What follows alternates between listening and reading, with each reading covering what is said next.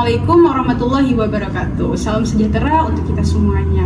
Hai, apa kabar rekan-rekan LON? Kembali lagi bersama saya Nadila Fitria. Nah, topik yang akan kita bahas hari ini sangat penting dalam dunia pendidikan dan kehidupan sehari-hari. Hari ini kita akan membahas prinsip pendidikan yang diajarkan oleh Ki Hajar Dewantara dan implementasinya di dunia pendidikan, yaitu tentang budi pekerti. Untuk mendalami topik ini, kita sudah bersama seorang mahasiswa PPG calon guru dari Universitas Katolik Santo Thomas. Nah, ini dia Kakak Khairunisa Tampu Bolon. Selamat datang Kak Nisa. Nah, jadi terima kasih ya Kak Nisa sudah menyempatkan waktunya untuk hadir di tengah-tengah kami. Nah, gimana nih kabarnya Kak? Alhamdulillah, luar biasa. Kakak gimana kabarnya? Alhamdulillah luar biasa Kak. Terima kasih ya Kak karena sudah berhadir di podcast ini. Nah, sebelum kita mulai lebih mendalam terkait topik ini, Kakak kesibukannya apa nih? Kebetulan kami saat ini sedang PPL, Kak, PPL 1. Kuliah juga Kak? Kuliah juga. Berarti berbarengan itu Kak ya? Itu gimana sistemnya Kak? Jadi kami 3 hari kuliah, 3 hari PPL, Kak. Jadi bolak-balik gitu. Sangat hektik ya Kak ya. Semoga semangat aja Kak gitu ya. Nah, jadi saya kan kali ini kita akan membahas topik tentang budi pekerti nih Kak.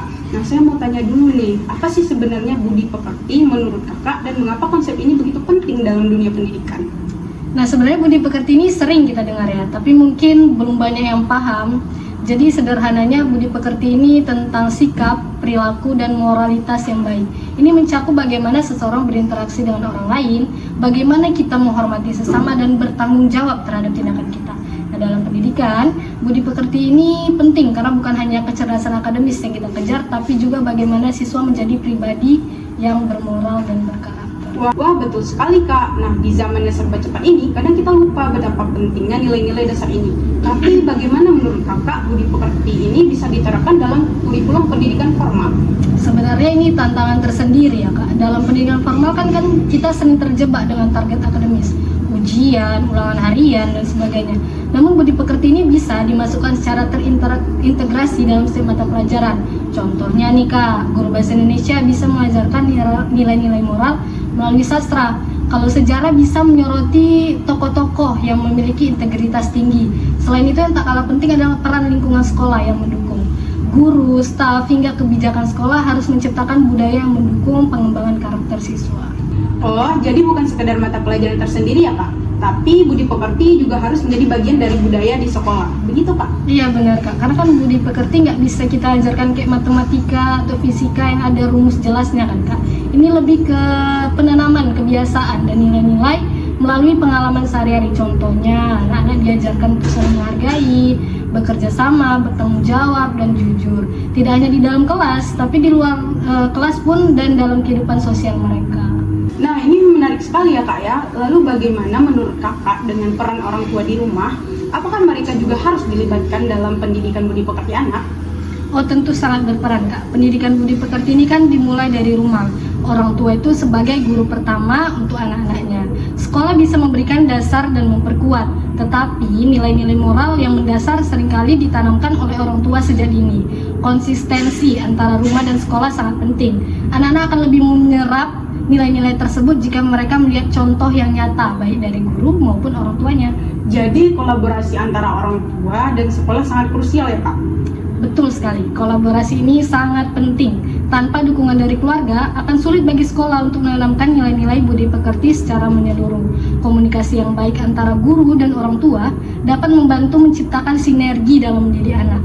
Misalnya, sekolah bisa melibatkan orang tua dalam kegiatan atau diskusi tentang pengembangan karakter, sehingga ada pemahaman yang sama. Nah, kalau bicara soal tantangan nih, apa kira-kira tantangan terbesar dalam mengajar budi pekerti kepada generasi muda saat ini Kak?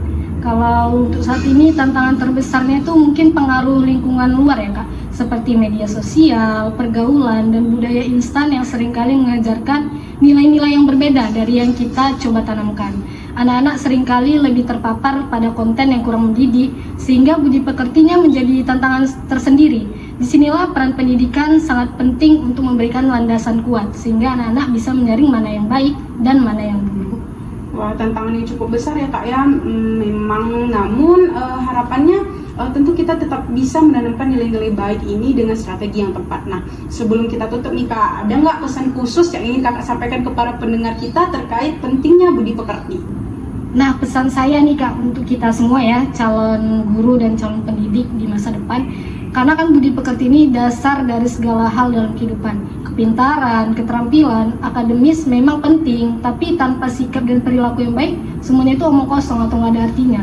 Makanya, mari kita sama-sama berusaha menanamkan nilai-nilai moral sejak dini, baik di rumah, di sekolah, maupun di masyarakat. Luar biasa, terima kasih banyak Kak Nisa atas wawasan yang sangat berharga ini. Semoga ini bisa menjadi inspirasi bagi kita semua dalam mendidik generasi yang tidak hanya cerdas tapi juga berkarakter.